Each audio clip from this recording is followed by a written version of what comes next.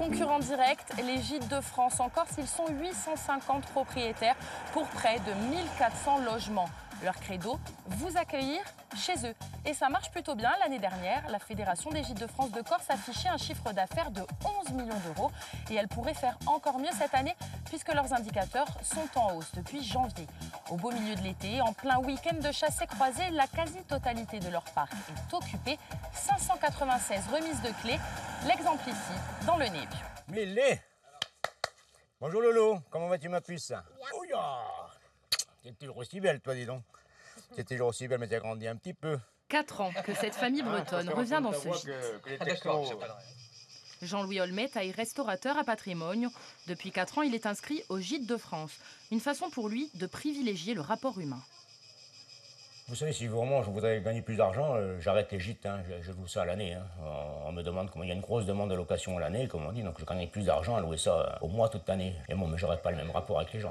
Et c'est bien pour ça qu'Aude, Yann et Loïsa louent un gîte pour leurs vacances. Maman, tu l'as mis à l'envers. Gîte de France, c'est quand même une garantie, quoi. On est sûr de trouver un appartement qui correspond à certains critères.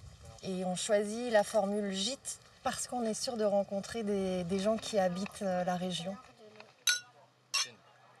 Dans la région de Patrimonio, c'est bien connu, on ne trinque pas qu'à l'eau de source. L'accueil, chez Jean-Louis, c'est aussi les petits plus. Dans le frigo pour les grands et dans le congélateur pour la plus jeune.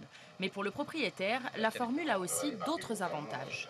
Quand votre contrat est terminé, c'est tout simple. Hein, la Gîte de France vous envoie un récapitulatif complet à 100% de ce que vous avez touché. Donc, comme chez nous, tout passe par Gîte de France à 100% d'encaissement. Donc, on fait une déclaration à 100% de ce qu'on a fait comme chiffre d'affaires par rapport au gîte. En tant que loueur, mais surtout parce qu'il est professionnel de la restauration, il s'inquiète de l'explosion des locations de meublés et du manque de contrôle.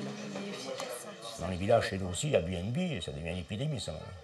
Je reconnais que les clients sont avantagés parce qu'ils vont toucher, comme on dit, une petite location pas chère du tout. Mais le système, il est en train de casser, comme on dit, les professionnels. Surtout hôteliers qui ont des hôtels dans les villages, etc. Parce que BNB, maintenant, on fait aussi à manger à la maison.